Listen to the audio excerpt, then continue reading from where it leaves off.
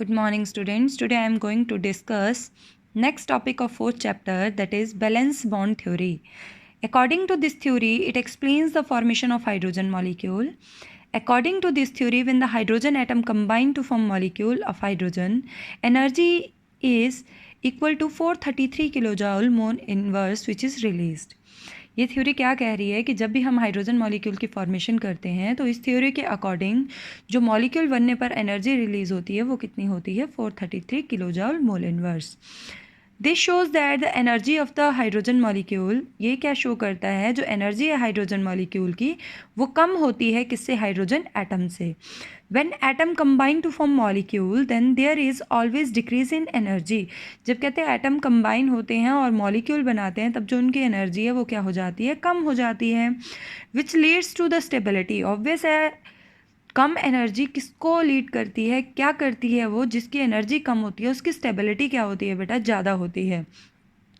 When two atom come close to each other, then two types of forces operate. जब कहते हैं दो atom एक दूसरे के पास आते हैं तो दो तरीके की फोर्सेस ऑपरेट होती हैं. When the nucleus of one atom attracted the electrons of the other, जब कहते हैं एक एटम का न्यूक्लियस दूसरे एटम के इलेक्ट्रॉन को अपनी तरफ खींचता है, then the energy is release during attraction. तो जो एनर्जी है वो रिलीज होती है ड्यूरिंग अट्रैक्शन.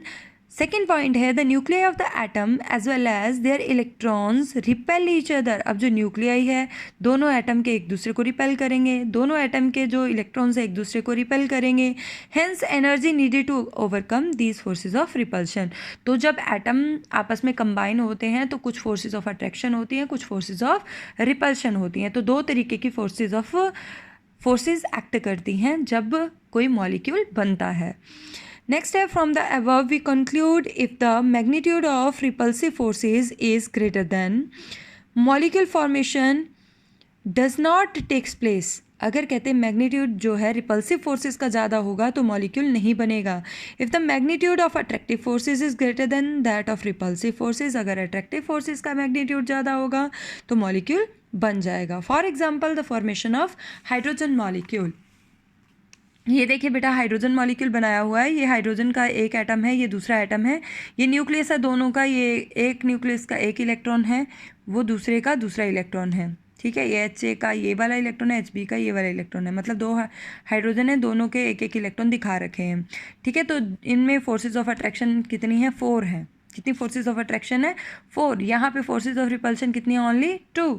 तो फोर्सेज ऑफ, अगर हम ये भी कह सकते हैं कि इसमें दोनों में फोर्सेज ऑफ अट्रैक्शन जो और रिपल्शन जो है सिमिलर होती है, बट जो magnitude of forces of attraction होता है वो ज़्यादा होता है, इसीलिए हाइड्रोजन मॉलिक्यूल की फॉर्मेशन हो जाती है. अब आपको क्वेश्चन आ सकता है, why H2 exist on the other hand helium 2 does not exist, explain why. During the formation of hydrogen molecule, the magnitude of attractive forces is greater than that of repulsive forces. जब भी ये कहते हैं hydrogen molecule बनता है तो उसका जो मैग्नीट्यूड ऑफ अट्रैक्टिव फोर्सेज होती हैं वो ज़्यादा होती हैं as compared to repulsive forces, इसीलिए हाइड्रोजन मॉलिक्यूल बन जाता है. On the other hand in case of helium, repulsive forces का मैग्नीट्यूड ज़्यादा होता है, अट्रैक्टिव फोर्सेज का कम. यहाँ पे देखो 4 अट्रैक्टिव फोर्सेज है, ये जो डार्क लाइन्स है 1 2 3 4. कितनी अट्रैक्टिव फोर्सेज हैं, 4. और यहाँ पे रिपल्सिव फोर्सेज कितनी है, 5. 1 2 3 4 और 1 5. तो 5 रिपल्सिव फोर्सेज है. इसमें रिपल्सिव ज़्यादा है, अट्रैक्टिव कम है, इसीलिए हीलियम 2 एग्जिस्ट नहीं करता है. नेक्स्ट है बेटा orbital concept of covalent bond. The bond formation as a result of overlap of the orbital belonging to the 2 atoms and having opposite spin of the electron. जब भी दो ऑर्बिटल कहते हैं आपस में ओवरलैप करेंगी तो उनका जो इलेक्ट्रॉन है वो अपोजिट स्पिन के साथ होना चाहिए. फॉर एग्जांपल ये दो ऑर्बिटल आपस में ओवरलैप कर रहे हैं, इस तरीके से ओवरलैप करने के बाद क्या बन गया, मॉलिक्यूल. तो एक में इलेक्ट्रॉन ऊपर पैरेलल, दूसरे में एंटी पैरेलल. जब ये ओवरलैप करेंगे पैरेलल एंटी पैरेलल आपस में ज्वाइंट हो जाएंगे. ये देखो, ये ऑर्बिटल में बता रखा है, ये शेप में बता रखा है. तो 1s आपस में कंबाइन करके एक का पैरेलल एक की एंटी पैरेलल स्पिन बनाइए, तब ये कंबाइन होकर 1s2 इन्होंने बना दिया हाइड्रोजन का मॉलिक्यूल. नेक्स्ट है फॉर्मेशन ऑफ F2 मॉलिक्यूल. मैं बेटा आपको एक का बना के दिखा रही हूँ, लिख के बता रही हूँ, बना के मैंने सबका दिखाया है, लिख आप बाकियों का खुद लोगे. Atomic number of fluorine is 9 and its electronic configuration, orbital electronic configuration 1s2 2s2 2px2 2py2 2pz1. Thus, the fluorine atom has one half-filled orbital. Therefore, 2 atoms of fluorine combine to form fluorine molecule. दोनों की कहते हैं orbital जो है half half है, एक के पास जो इनका लास्ट वाला ऑर्बिटल, दोनों में 1 1 इलेक्ट्रॉन है, तो दो फ्लोरीन आपस में क्या कर लेते हैं, ओवरलैप कर लेते हैं। इसका जो लास्ट वाला 2pz1 ऑर्बिटल है, इसका जो 2pz1 ऑर्बिटल है, इसकी पैरेलल, इसकी एंटी पैरेलल स्पिन, दोनों ने आपस में ओवरलैप किया और सिंगल बॉन्ड बना लिया। कौन सा बॉन्ड बनाया, सिंगल कोवेलेंट बॉन्ड, और क्या बना दिया, F2 मॉलिक्यूल। इसी तरीके से मैंने आपको HF की फॉर्मेशन बता रखी है। फ्लोरीन की इलेक्ट्रॉनिक कन्फिग्रेशन है, हाइड्रोजन का एक ही ऑर्बिटल होता है 1s1, इसकी पैरेलल, इसकी एंटी पैरेलल, दोनों ने आपस में ओवरलैप किया, क्या बना दिया, HF।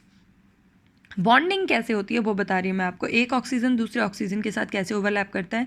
इसके पास 1 1 ऑर्बिटल है, दो ऑर्बिटल्स में इसके पास 1 1 है, इसका पैरेलल बना है, इसकी एंटी पैरेलल है, पैरेलल एंटी पैरेलल ने एक दूसरे के साथ बॉन्ड बना लिया। तो देखो दो इलेक्ट्रॉन ने आपस में बॉन्ड बनाया, एक सिंगल बॉन्ड, ये दूसरा बॉन्ड डबल बॉन्ड बन गया।